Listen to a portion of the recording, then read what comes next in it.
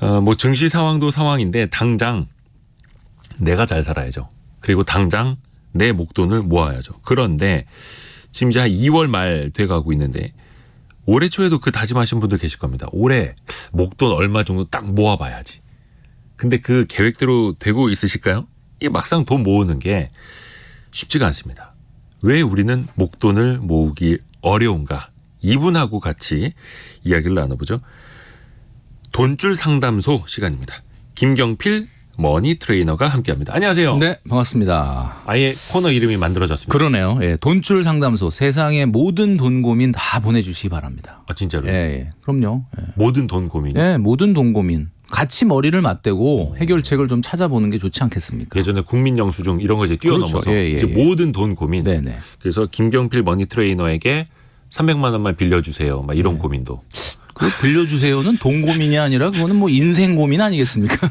아 그런 건 안 되고. 예, 그건 무엇이든 물어보살 뭐 이런 데 가야 되는 거 아닌가? 예. 저희가 성공예감 이데오입니다. 그 인터넷 홈페이지에 요것도 이제 코너가 들어가서 네, 게시판을 만들어 놨습니다. 아. 그래서 그쪽에다가 글을 올려주셔도 좋고요. 아니면 짧은 문자 50원, 긴 문자 100원 드는 샵 9730, 샵 9730 문자 메시지나 KBS 콩으로 올려주실 때 말머리에다가 상담소 이렇게 써서 네. 이 돈과 관련된 고민을 보내주시면 저희가 김경필 머니 트레이너에게 이야기를 전달해 드리겠습니다. 네. 그렇다고 해서 다 이렇게 돈줄 내시는 건 아니죠. 그럼요. 뭐 칭찬할 건 칭찬하고 진짜 혼나야 될 건 혼나고 아, 네. 이렇게 해야 되겠죠. 자, 김종무님 이제 정신교육 받으시라. 예. 자, 정신교육 시작해 보겠습니다. 지난번에 참 네. 슬기롭게 소비하는 방법을 네. 알려주셨잖아요. 슬소생이죠. 슬소생. 슬기로운 소비 생활. 예. 기억에 잘 안 남을 수도 있거든요. 그럼요. 한번 몇 가지만 이렇게 한번 사실 쭉 정리해 기억이 주시고. 너무 남아도 문제예요. 제가 나올 때마다 막 계속 기억이 남으면 제가 나올 수가 없잖아요. 아, 네. 현명하십니다. 그러니까 어쨌든 네. 자꾸 이제 들어야 되는데 지난번에 이제 제가 말씀드렸던 것 중에 고정비 2024년도에는 좀 고정비 중에서 좀 슬소생을 해야 될 게 일단 월소득 6개월 미만의 차를 타라 이렇게 말씀드렸습니다. 이게 왜 그러느냐면 월소득의 5에서 7% 정도를 교통비가 넘어가면 안 된다. 그래서 월소득 400만 원 이하면 좀 BMW 뽑으라고요? 아니 버스, 메트로, 워크 차를 좀 대중교통 타고 걸어 대중교통을 다니라. 타시고 400만 원 이상이라고 하더라도 되도록 그 수도권 광역시라 그러면 대중교통이 잘 돼 있으니까 6개월 미만 차를 타라 이렇게 말씀드렸죠. 아하. 그리고 또 하나가 또 하나가 여행은 1년에 여러분들이 이제 예산을 잡아서 가야 되는데 연소득의 5% 그러니까 연소득의 5%. 월소득으로 얘기하면 월급의 한 60% 정도가 딱 적당한 여행 예산이다. 이렇게 말씀드렸죠. 월급이 그러면 한 500만 원인 분은 예. 1년에 여행으로 쓸 수 있는 예산은 300만 원 원 정도가 되는 거죠. 300만 원이면은 180만 원 정도. 300만 원, 180만 원. 연소득이 180만 원도요. 5%. 해외여행 충분히 갔다 올 수 있습니다. 그 정도. 네. 그다음에 이제 주거 비용은 여러분들 소득의 15% 이내. 그러니까 주거 비용이라는 게 전세자금 대출이나 월세를 얘기하는 거죠. 네네네. 예. 뭐 만약에 직장이 여의도다. 직장 코앞에다가 집을 얻게 되면은 야 이거 엄청나지 않습니까? 엄청 비싸죠. 예, 그러니까 그다음에 이제 식생활비 같은 경우는 엔겔 지수라고 보통 많이 얘기하는데 월 소득의 30% 이내에서 좀 막아라. 이렇게 이제 말씀을 드렸고 네. 문화 레저 비용 같은 경우는 최대치가 15%입니다. 그러니까 여러분들이 월 소득의 15% 이상을 문화 레저 비용으로 쓰면 안 된다. 우리 이대호 기자님은 네. 문화 레저 그러면 뭐 하시는 취미나 뭐 어떤 게 있어요? 그런 거 할 시간이 없습니다. 할 시간이 없어요. 네.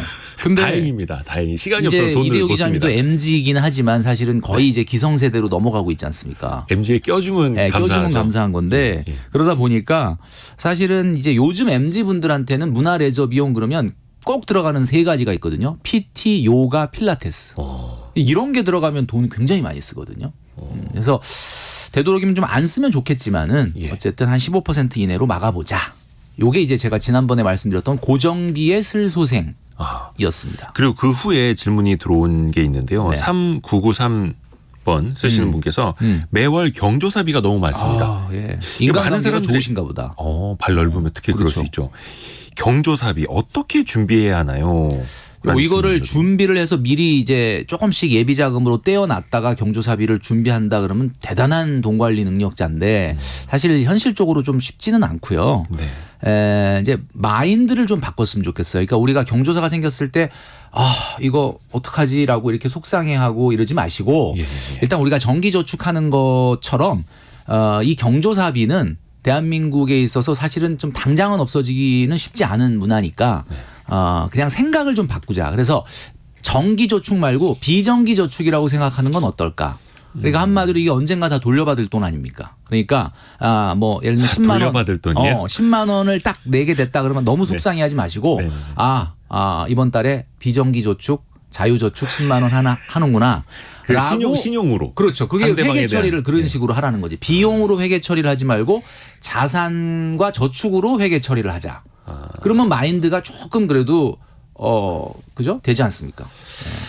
그러니까 축의금을 했거나 네. 조의금 같은 거 냈을 때 그 사람이 언젠가 나에게 축의금이나 조의금을 보낼 거야. 네, 많은 분들이 그렇게 얘기하거든요. 네.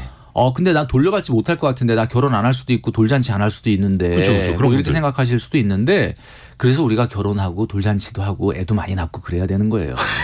그래야 이제 돌려받을 거 아닙니까? 그러니까 관혼상제는 네. 예, 조상들이 이제 알려주신 그대로 그렇죠. 준 만큼 또 받아야 되는 네, 거고요. 회계 처리를 앞으로 비용이라고 너무 마음 아파하지 마시고 미래를 위한 저축을 했다.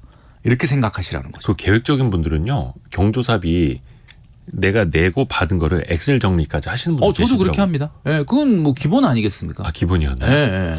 그리고요. 예, 그렇게 해다 이제 내가 어디 가서 축의금 내고 부의금 냈는데 조금 관계가 멀어졌어. 약간 연락하기가 미안해.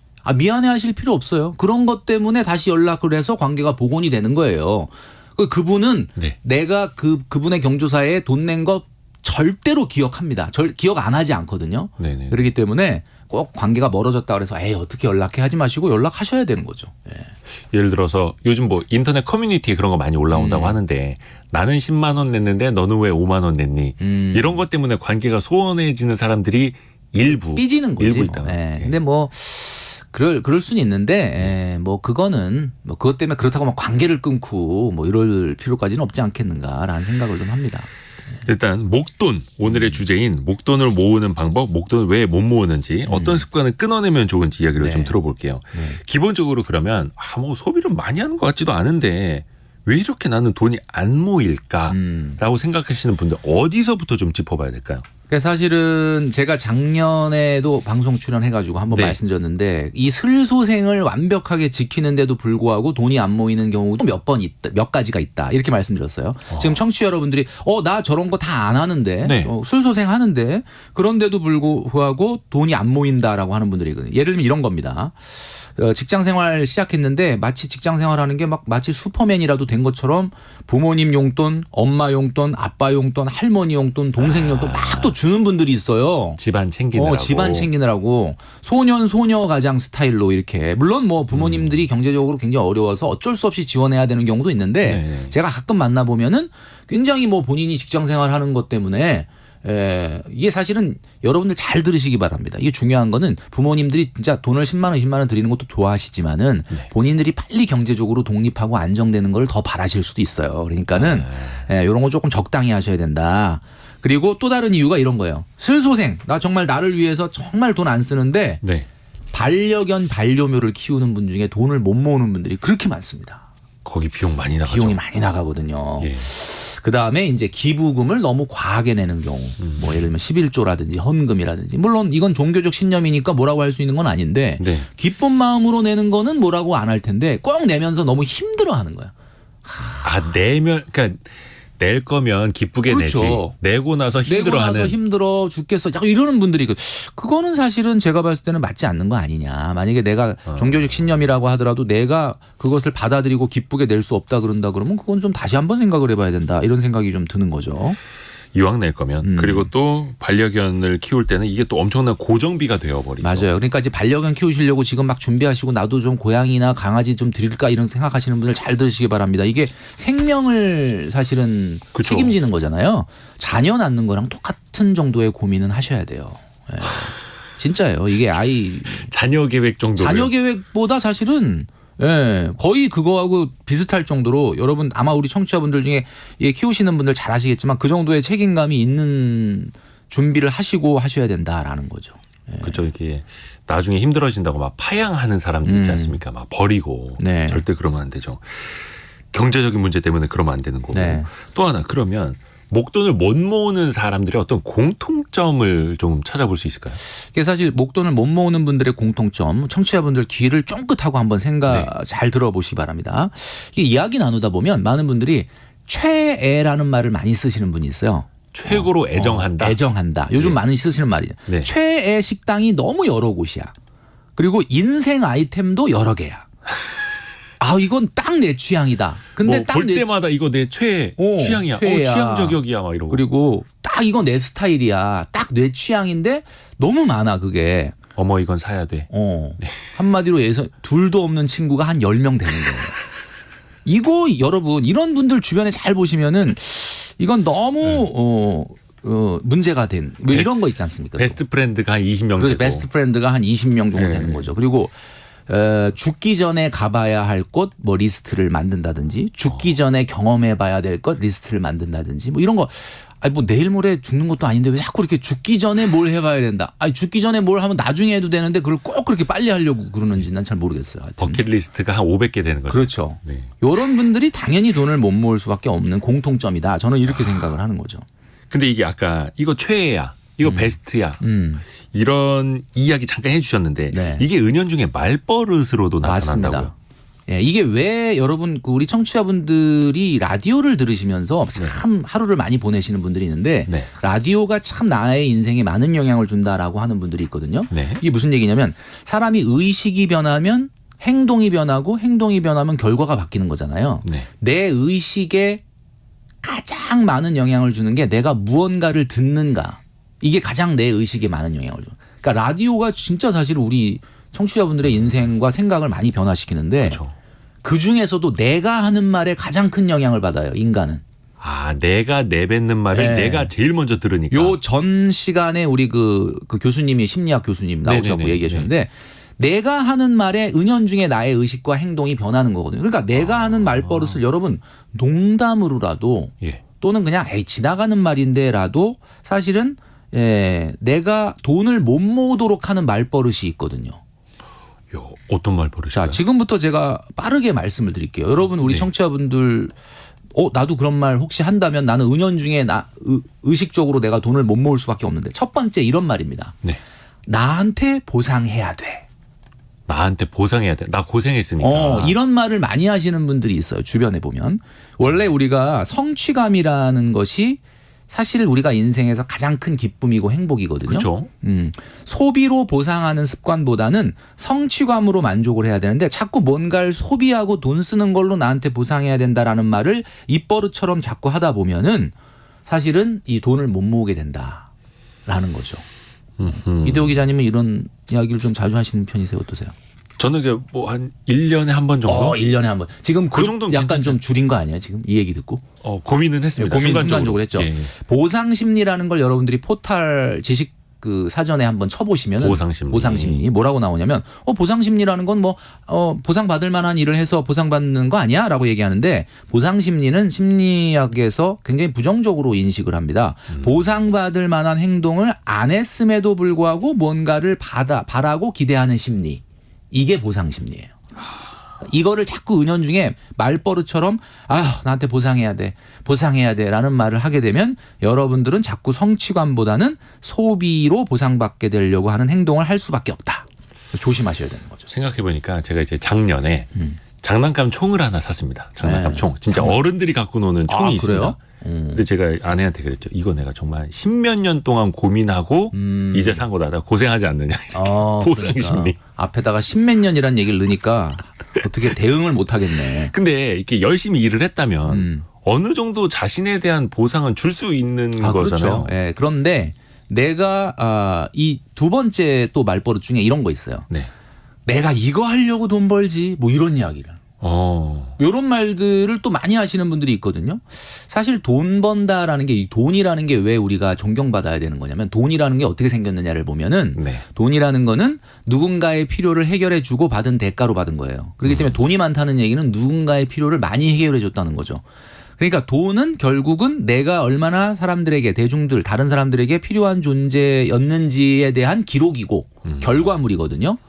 자, 그래서 사실은 이렇게 조금 어떻게 보면 그런 의미로 좀 해석을 해야 되는데 네. 좀 전에 이제 우리 이대호 기자님 얘기하셨던 거 내가 이거 하려고 돈 벌지라고 해서 오로지 돈 버는 목적이 나에 대해서 보상하고 즐기고 누리려고 하는 거다라는 목적으로 포커스가 맞춰지면 아하. 자꾸 돈만 생기게 되면은 뭔가 돈 쓸 생각밖에 안 드는 거죠. 이런 말은 조금 농담으로라도 너무 안 하시는 게 좋겠습니다. 정말 이제 어쩌다가 한번. 그렇죠. 어쩌다가 네. 한번. 그렇게. 이게 이제 또 다른 말 중에 하나가 이런 거예요. 내가 이거 하나 못하냐? 아까 총 사셨다. 총 사실 때 예. 앞에 10년 만에 내가 이거 하나 못하냐? 이거거든요. 요건 약간 부부 싸움 할 때 남편들이 하는 말 아닙니까? 맞아요. 뭐 이거 게임기 하나 사서 야 내가 이 게임기 하나 못 사냐? 그렇죠. 이런, 예. 그러니까 소득의 제 얘기 아니고요. 예. 예, 소득 강한 부정은 강한 긍정인데 자 여러분 소득에 맞춰진 올바른 소비 기준을 네. 단박에 파괴해 버릴 수 있는 말이 바로 이 말입니다. 원래는 예. 소득에 맞춰진 소비를 해야 되는데 소득에 맞춰진 소비가 아닌 거를 바로 합리화할 수 있는 그러니까 한마디로 누구의 이 과소비를 단박에 어떻게 보면은 정당화시켜 버릴 수 있는 말이 내가 이것 하나도 못하냐 이거거든요. 어허. 이 말은 여러분 은연중에라도 자꾸 쓰시다 보면 안 된다라는 이야기죠. 예. 그러네요. 이게 또 이제 습관이 된다. 그렇죠. 이 은퇴님이 보상심리 가족의 말 한마디가 최고의 보상인 것 같습니다. 정말 우리 청취자분들이 진짜 현명하시네. 네네. 그러니까 이런 거죠. 정말 자기야 고생했어. 그동안 고생 맞아요. 많았어. 게임기는 다 나중에 사고. 결국 그 얘기 하려고 그런 근데 거네. 고생은 많았어. 막 이런. 그러니까 우리 청취자분들이 참 현명한 게 예. 그러니까 뭐 보상을 전혀 안 할 수는 없겠지만 평상시에 남편이든 아내든 서로 한 일에 대해서 칭찬해주고 진짜 훌륭하다, 진짜 잘했다, 수고했다 그렇죠. 이런 이야기를 해주면은 이런 얘기를 좀 덜 하겠죠. 아무래도 그러니까 맞습니다. 가족 간의 어떤 그 격려와 어떻게 보면 칭찬이 사실은 미래의 우리 가정의 재산을 또 보호하는 거가 될 수가 있겠네. 맞습니다. 고맙다, 미안하다, 사랑한다 요 세 가지 말만 집안에서 자주 해도 맞아요. 예, 집안이 화목해집니다. 그리고 또 하나가 사실 이게 돈보다 더한 가치를 얻을 수 있지 않느냐라고 이야기하시는 분들이 있어요. 뭐 여행이라든지 맞아요. 뭔가 돈은 적게 쓰고 많이 내가 보상을 받을 수 있다라는 것도 있지 않습니까? 심리적으로. 그렇죠. 예, 이제 사실 많은 분들이 이제 제가 작년에 나와서 한번 그 말씀 드렸던 것 같은데 네. 우리가 경험 자산, 특히 이제 젊은 2030들은 경험 자산이라는 거가 아주 돈을 쓰는 데 있어서의 합리화할 수 있는 면죄부가 되는 거예요. 그러니까 우리가 아까 좀 전에 얘기했던 PT, 요가, 필라테스도 내 몸에 투자하는 건데 누가 뭐라고 하냐 이러면 다 모든 얘기를 못하도록 만들어버릴 수가 있거든요. 근데 내 몸에 투자하는 게 꼭 그렇게 돈 내고 필라테스, PT, 요가만 받아서만 해결되는 건 아니지 않습니까? 네네. 경험 자산이라는 게 사실 중요하긴 한데 많은 젊은이들이 잘못 알고 있는 게 경험 자산이라는 거는 소비의 역사가 아니고 극복의 역사입니다. 그러니까 내가 뭔가 경험을 쌓는다는 거는 내 어려움을 한번 넘어봤다. 부딪혀봤다라는 게 경험이 되는 거지 어디서 돈 쓴 것만이 경험이 되는 건 아니거든요. 그래서 이런 분들이 많이 하는 얘기가 우리 청취자분들도 혹시 이런 얘기를 하시는지 모르겠는데 인생은 한 번뿐이야. 네. 라는 이야기를 입에 달고 사시는 분들은 그게 긍정적으로 보면 이런 거잖아요. 내가 어떤 성장과 발전을 위해서 뭔가 도전해봐야지라고 했는데 막 머뭇거릴 때 아니야. 그냥 인생은 한 번뿐이니까 한번 도전해보자. 이런 쪽으로 긍정적으로 사용되는 분도 있지만 대부분 어떤 굉장한 소비를 할 때 주변과 나를 설득할 때 야, 인생은 한 번뿐인데 그냥 질러. 그렇죠. 이렇게 돼버리는데 사용한다면 인생은 한 번뿐이다라는 말은 굉장히 나한테 악영향을 줄 수가 있는 말이죠. 이런 건 카드 회사에서 이제 홍보 문구로 많이 쓰는 거죠. 쓰라고. 그 뭐 요즘 최근에 어떤 외제차 광고도 예.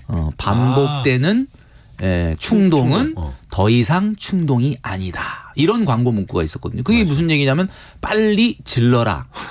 인생은 한 번뿐이다. 뭐 이렇게 얘기하는데 유혹을 하는 게 너무 많아요. 그러니까 잘못된 결정을 하는 걸 이 본인들이 알거든요. 근데 내 마음을 좀 편하게 해주려고 나를 위로하려고 하는 방어 기제. 그게 바로 인생은 한 번뿐이다. 이런 이야기죠. 이거를 여러분 조심하셔야 됩니다. 또 어떤 말버릇이 또 있을까요? 또 이런 게 있죠. 지금 아니면 언제 하겠냐. 비슷한 말이에요. 이게. 한 살이라도 건강할 때, 그렇죠. 한 살이라도 젊을 때 해와야 지금 된다. 아니면 언제 하겠냐. 그러니까 자, 지금 아니면 언제 하겠냐라는 말을 하시는 분들 주변에 발견을 하시면 지금 하면 안 된다는 걸 본인이 안다는 뜻이에요. 그게.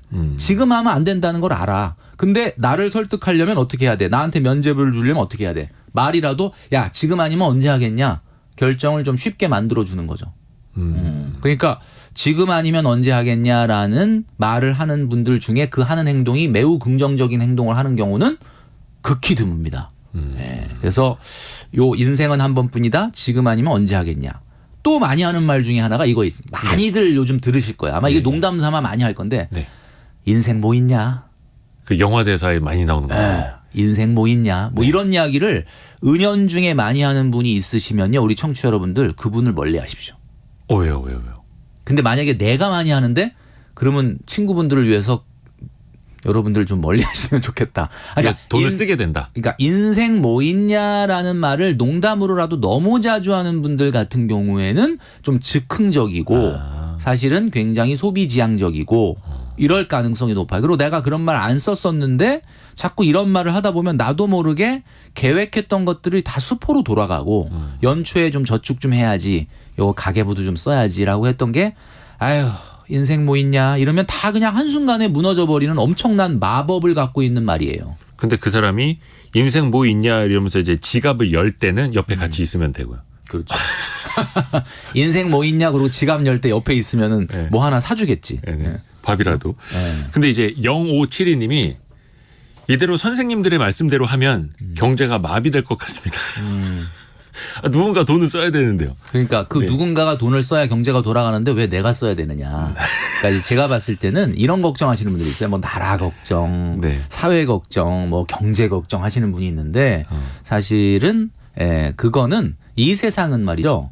딱 세상은 두 가지밖에 없습니다. 나라는 세상과 나 외의 세상 딱 두 가지밖에 없는 거거든요. 여러분 어디에 살아야 되냐면 일단 가장 중요한 건 나라는 세상이 제일 중요한 거예요. 나라는 세상이 살아야 됩니다. 그 다음에 그 나 외의 세상이 있는 거지. 이분은 뭐 굉장히 아주 뭐 그 말도 맞긴 나라 한데 경제를 이제 걱정하시니까. 나라 경제를 걱정하시는 아주 훌륭한 분이시긴 한데 어쨌든 본인이 먼저 바로 서야 되지 않을까. 또 하나 이런 것도 있지 않습니까? 어차피 이제 소비를 할 거면 막 싼 게 비지떡이라고 막 싼 거 사서 막 이렇게 몇 번 못 쓰고 버리지 말고 이왕이면 좋은 거 사야 된다. 비싼 거 제대로 사야 된다. 맞아요. 근데 그건 맞는 저도 말입니까? 동의합니다. 예. 예. 근데 이제 이거예요. 뭔가를 하나 사더라도 조금 좋은 걸 사서 조금 더 오래 쓰는 것이 오히려 아끼는 거다라는 말에는 저도 동의를 합니다. 그런데 이거 하나만큼은 좋은 걸로 해야 된다. 그러면 그거 하나만 좋은 걸로 해야 되잖아. 그런데 보면은 선글라스는 야 선글라스는 좋은 걸 해야 돼. 재킷은 재킷 하나는 좋은 거 해야 돼. 야 가방은 좋은 거. 가방도 하나 좋은 거 해야 이런 돼. 식으로 가면 그러네. 자 아까 제가 했듯이 최식당 20곳 둘도 없는 친구 10명하고 뭐가 다르느냐. 그러니까 여러분 이거 하나만큼은 좋은 걸로 해야 된다는 건 맞지만 여러분들의 우선순위라는 건 우리가 우선순위라는 걸 왜 매기느냐. 여러분들이 가장 중요하게 생각하는 우선순위를 좋은 거 사세요. 그럼 나머지는 조금 아주 좋은 건 피해서 사야지 되는 거예요. 근데 일부가 전부가 되어버리는 말. 이거 하나만큼은 좋은 걸로 해야 돼 그러는데 10가지를 다 좋은 걸로 사면 안 된다라는 거죠. 이야, 그러니까 베스트 프렌드가 10명, 20명 있는 거랑 이거 하나만큼은 좋은 걸로 해야 된다라고 해서 하면서 이것저것 10가지 다 좋은 거 사는 거. 이거는 문제죠. 또 하나 비슷한 고민일 수도 있는데 이거 진짜 고민되는 게 인생에 단 한 번뿐인 순간들 있지 않습니까? 요즘에 뭐 맞습니다. 애도 한 명 낳고 맞아요. 아니면 결혼식도 한 번 누구에겐 여러 번일 수 있겠습니다. 일반적으로는. 그래서 웨딩 사진도 좋은 데서 맞아요. 찍어야 되고 뭐 옷도 좋은 거 골라야 되고 이럴 때 드레스 같은 거 우리가 맞추러 가면은 결혼할 때 예. 신부님 드레스가 뭐 A가 있고 B가 있고 C가 있는데 A가 제일 비싸. 그러면 이제 뭐 B 가지고 고민하면 A를 어떻게 권유하냐면 신부님 인생에 단 한 번뿐인데 가장 찬란한 순간입니다. 가장 찬란한 순간입니다. 이러면서 얘기를 하고 그다음에 아이를 낳으면요. 아이한테도 야, 이 아이를 요즘 뭐 둘, 셋 낳을 수도 있지만 뭐 둘, 셋보다 대부분 하나 낳았는데 진짜 인생에 단 한 번뿐인 이건데 뭐 이런 그렇죠. 식으로 가게 된단 말이에요. 저는 이렇게 말씀드리고 싶습니다. 물론 뭐 그게 근본적으로 틀린 말은 아닌데 결혼하면서 인생은 단 한 번뿐인데 네. 그 진짜 단 한 번뿐일지는 좀 지켜봐야 되는 거니까.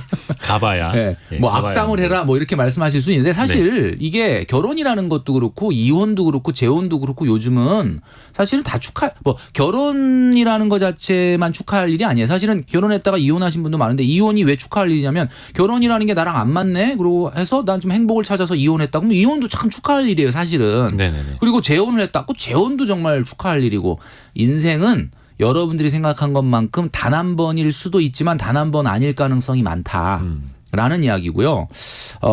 사실 좀 결혼이나 아이 출산이나 육아나 이런 것들도 보면 이제 먼저 그걸 경험해 보신 분들이 보면은 네. 솔직히 그렇게까지 투자 안 해도 되는 거에 처음이라는 것 때문에 너무 많은 돈을 투자하시는 분들이 있다라는 거죠. 그래서 인생에 단 한 번뿐인데라는 것은 약간 마케팅일 가능성이 있어요. 예. 그렇죠. 사실은. 그래서 저희도 첫째 낳을 때는 유모차도 막 엄청 좋은 거 하고 맞아요. 이러다가 둘째 크고 나서 유모차 막 다 이제 팔고 했거든요. 네. 근데 이제 덜컥 셋째가 생긴 거죠. 유모차 정말 싼 거 샀습니다. 셋째가.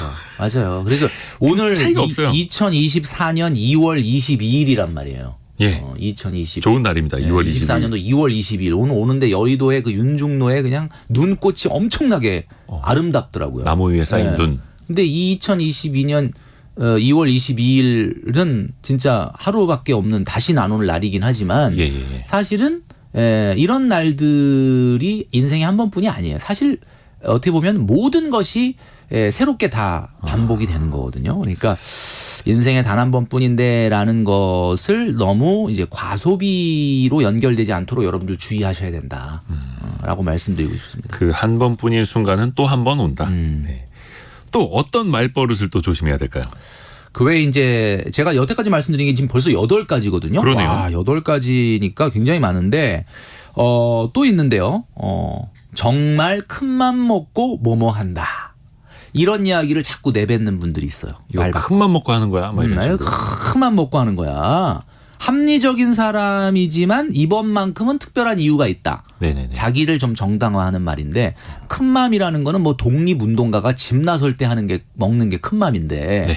큰맘을 너무 자주 먹는 거야. 따라 지키러 갈 때. 뭐 이렇게 큰맘을 뭐 하루에도 한 4-5번 큰맘을 먹는 분들이 있다는 거죠. 네. 그래서 큰맘 먹고 뭐뭐 한다라는 것도 역시 자기의 조금 합리적이지 않은 소비를 조금 정당화할 수 있을 수 있는 말이다. 이런 말을 자주 내뱉는 건 조금 좀 주의해야 된다. 이런 이야기죠. 지금까지 9개의 말버릇을 이야기 들어봤는데 하나 더 하고 10개 채우죠. 네. 자, 하나 더 할게요. 마지막으로 이건 안 사면 손해다. 아까 우리 이대호 기자님이 얘기하셨던 거예요. 예를 들어서 어디서 이거나- 갑자기 50% 세일을 해요. 50% 세일을. 이거 안 사면 손해죠. 이게 마케팅의 말이죠. 마케팅에 여러분들이 아시겠지만 관점을 바꾸는 거예요. 그러니까 관점. 필요하냐 안 필요하냐의 관점을 갖고 있던 소비자를 갑자기 싸냐 안 싸냐의 관점으로 바꿔버리는 말이 이겁니다. 이건 안 사면 손해다. 우리가 로스 어버전이라는 말이 있잖아요. 사람은 이익보다는 손실에 더 민감하거든요. 여러분 50% 지금 반값 할인 오늘로 끝납니다. 오늘 끝나는데 오늘 안 사면 당신 지금 50% 손해 나는 거예요. 이러면은 사람들이 마음이 움직일 수밖에 없는 거죠. 그러니까 사요. 근데 사서 딱 물건이 와. 그리고 써보니까 그다지 그렇게 필요한 건 아니었던 거야. 네네네. 그러면 사실 안 샀으면 100% 세일이잖아. 그렇죠. 안 샀으면 100% 세일인데 맞아요, 그걸 맞아요. 사가지고 50%를 불필요한 돈을 쓴 거잖아요. 그러니까 여러분 잘 보시면은 이건 안 사면 손해다라는 말을 입에 달고 사시는 분들 같은 경우는 요즘은 말이죠. 온라인 쇼핑에서 내가 이걸 장바구니에 딱 담잖아요. 네. 그러면은 쿠폰이 옵니다. 아, 그러니까 장바구니에 담고 우리가 고민하는 잊어버릴 시간에 수가 있잖아. 까먹을 수가 있잖아. 네네, 맞아요. 그러니까 까먹을 때 알람을 해요. 고객님 지금 장바구니에 왜 담아놓고 아직도 고민이신가요? 하면서 쿠폰이 날라와. 빨리 결제하라고. 자 그러면 우리의 관점을 싸냐 안 싸냐의 관점에서 필요하냐 안 필요하냐의 관점으로 바꾸는 연습을 평상시에 하시면 네. 아무리 싸도 필요하지 않으면 안 사게 되는데 자꾸 이 말을 반복하다 보면 어떻게 됩니까? 예, 그냥 사는 거예요. 그래서 채소 마켓에 자꾸 또 내놓는 거지. 채소 마켓 내놓은 돈은 자꾸 올라가는 거죠. 아, 그 중고 마켓에. 네, 그렇게 되는 거죠. 그렇죠. 진짜 꼭 필요해 보였는데 한두 번 쓰고 말게 되고. 근데 그게 또 반복이 되고. 아, 이게 참 맞아요. 어렵습니다. 소비 습관이라는 게. 지금 10가지를 말씀드렸는데 우리 청취자분들 뭐 사실 이 10가지 말버릇, 말 습관 이런 것들을 자꾸 하다 보면은 에이 그게 뭐 말만 그렇게 하지 나는 그렇게까지는 안 해. 나 그렇게까지 과소비 안 해 그러지만 이 말을 자꾸 입에서 내뱉는 순간 우리 의식에 우리가 지배당한다. 지배당합니다. 그래서 그래서 결국은 행동에 옮기게 되니까 여러분 뭐 농담으로라도 이런 말은 조금 안 하고 생활하는 게 어떻겠느냐라는 말씀을 드린 거죠. 10가지의 말버릇을 먼저 바꾸자. 네. 그러면 생활이 바뀐다. 0729님이 제 일상을 CCTV라도 설치하셔서 보시나요? 해당 안 되는 게 없네요라고. 와 그래요? 또 조미수님도 제 주위에 9가지 다 해당되는 말을 하시는 분이 계십니다라고. 은근히 계시는군요. 근데 가까이 계신 분인 것 같은데 굉장히 관찰을 잘 같이 사시는 분인 것 같아요. 분들일 네. 수도 있겠고요. 네. 그럼 피곤해지는데 자 이번에는 돈을 모으는 방식을 한번 네. 점검을 해보겠습니다. 한 100만 원, 200만 원까지는 어떻게 한번 모으겠는데 1000만 원, 2000만 원을 목표했는데 이게 잘 안 된다. 라는 분들 계시거든요. 사실 이게 쉬운 일도 아니고 적은 돈도 맞아요. 아니고요. 네, 그러니까 올해 2024년도 이제 새해가 밝은 지가 얼마 안 됐고 그래서 이제 아직까지는 벌써 그 6분의 1은 지났어요. 그래요. 6분의 1 지났네. 다 지나가고 있네요. 근데 이제 이 연초가 되면은 그 피트니스 센터는 문정성시를 이룬다고 하지 않습니까? 그렇죠. 연간 네. 결제하러 오죠. 그리고 한마디로 이벤트도 잘 안 해요. 왜냐하면 1, 2월에는 그냥 오니까 이게 잘 안 해. 그러다가 이제 그 담배 소비량이 1월 달에 굉장히 많이 꺾이는 거 아십니까? 많이 안 팔려요. 그러다가 예. 2월이나 3월쯤 되면 안 팔린 것까지 더해갖고 더 팔린다 그러더라고요. 술 소비량도 1월 달이 조금 떨어진다고 하고 그런데 이제 이런 것들을 다시 한번 우리가 허리띠를 좀 졸라매야 될 텐데 100만 원, 200만 원까지는 몰라도 1000만 원 이상 목돈을 못 모으는 스타일. 모으지만 굴리지를 더 이렇게 불리지를 못하는 그러니까 한마디로 얘기하면 모아서 깨고 모아서 쓰고 자꾸 이런 스타일. 네. 자, 왜 그럴까? 한번 생각을 해보면 올해는 좀 이걸 좀 해보면 좋을 것 같아요. 목표 지향적인 목돈을 만들어라. 목표 지향적인 목돈이요? 예, 우리가 이런 거죠. 저축 중에 가장 많이 하는 저축의 형태가 얼마인지 아십니까? 10만 원, 20만 원입니다. 10만 원, 20만 원. 왜냐하면 그 정도는, 가볍게 할 수가 내가 있어요. 어렵지 않게 매월 모아봐야지. 그럼 10만 원, 20만 원은 목돈이 될까요? 아니면 여행 자금이 될까요? 1년 모아도 120만 원. 에휴, 2년 모아서 240만 원. 그렇지. 이게 무슨 목돈이 돼? 여행 가자. 그러니까 노트북 이렇게 바꾸든지 가방 사든지 그러는 거지. 그래서 이제 그러면 올해 이제 돈줄남 네. 돈줄 상담소를 열심히 좀 들으면서 올해는 좀 돈 세게 좀 저축을 해보자 해서 50만 원, 70만 원, 80만 원짜리 적금을 해요. 그럼 얼마를 타냐면 1년 후에 611만 원, 856만 원, 978만 원을 타거든요. 숫자가 내는 돈은 깔끔하게 떨어지지 않습니까? 50, 70, 80. 근데 타는 돈은 조금 지저분해. 611, 뭐 856만 이렇게 나오잖아요. 그러니까 이제 마음속에서 611만 원 타면 한 111만 원은 내가 쓰고 500만 원을 딱 묶어놓자 뭐 이렇게 된다는 거지. 그래서 이렇게 하지 마시고 네. 내는 돈은 조금 지저분하더라도 타는 돈을 깔끔하게 타도록 해라. 그래서 내는 돈이 깔끔하게 떨어지고 타는 돈이 지저분한 게 아니라 반대로 내는 돈은 한 달에 40만 8,799원을 저축해서 딱 500을 타든지 81만 7,598원을 해서 1년 있다 딱 1,000만 원을 타든지 이렇게 좀 하자. 이거를 12분의 1씩 매월 적금하는 방식으로. 그렇죠. 이렇게 하면은 아무래도 우리가 500만 원 생겼다 그러면 무슨 생각이 드냐면 500만 원 갖고 어디다 쓸까 이 생각을 하는데 네네네네. 뭐 1,000만 원, 2,000만 원 생겼다 그러면 많은 분들이 어디다 다시 재투자할까 이런 걸 생각을 한단 말이에요. 그래서 요거 좀 목표 지향적으로 딱 떨어지는 금액을 저축해 보는 게 어떨까라는 이야기인 거죠. 이거 완전 역발상이네요. 50만 원씩 이렇게 모으는 것보다는 차라리 1년에 1,000만 원 해서 그 12분의 1을 매월 저금을 하는 방식으로. 이게 내가 자동이체로 40만 8,799원이나 또는 81만 7,598원이 빠지면 통장 정리할 때마다 이 숫자를 보면서 어떤 의도가 보이지 않습니까? 왜 하필이면 81만 7천 얼마를 하는 거지? 뭐였지? 맞아. 1,000만 원을 만들려고 하는 거구나. 구체적으로. 본인한테 각인을 시킬 수가 있는 거죠. 네. 근데 이제 적금 같은 것도 대부분 뭐 한 1년, 뭐 2년 단위 이렇게 들어가지 않습니까? 네, 맞습니다. 이런 돈을 모으는 기간도 중요합니까? 아, 그럼요. 중요한 거는 최소한 목돈이라고 하는 것을 만들 때는 6개월에서 1년 정도는 잘 모은단 말이에요. 네. 근데 1년 정도 모아서 그 돈을 더 이상 그러니까 우리가 스노우볼링 이펙트라고 그래서 한 1,000만 원 모았어. 그럼 이걸 빨리 2,000, 3,000, 5,000으로 끌고 가야 되는데 예. 대부분 아이고 힘들어. 그러고 그냥 1,000만 원에서 아유 내가 1,000만 원 모은 것도 대단하다. 그리고 자꾸 깨먹는 경우가 많은데 한 2년 차. 막 그렇죠. 이럴 때. 그래서 여러분 5년 로드맵이 있어야 돼요. 5년. 그러니까 5년 로드맵이라는 게 뭐냐면 저축하는 분들은 이 정도의 저축 속도를 내가 가졌을 때 5년 후에는 어느 정도의 볼륨, 어느 정도 크기의 목돈이 되겠구나 네. 라는 거를 상상을 해야 됩니다. 그러니까 예를 들면은 1년에 1,000만 원 정도 모으는 사람이다. 그러면 이 5년 후에 5,000만 원이잖아요.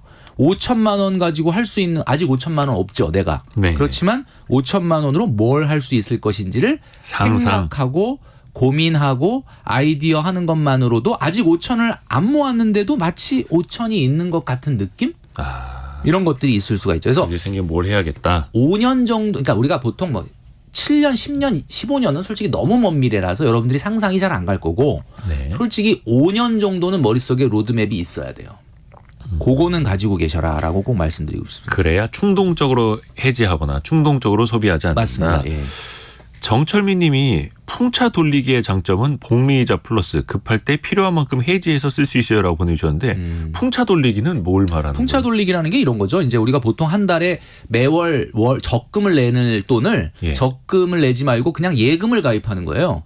그래서 예를 들면 이번 달에 적금 낼 걸로 1년짜리 예금 가입하고 다음 달에 적금 낼 돈으로 또 1년짜리 예금 가입하고 그러면 이제 1년 지나면은 매달 예금의 하나가 만기가 돌아오는 거지.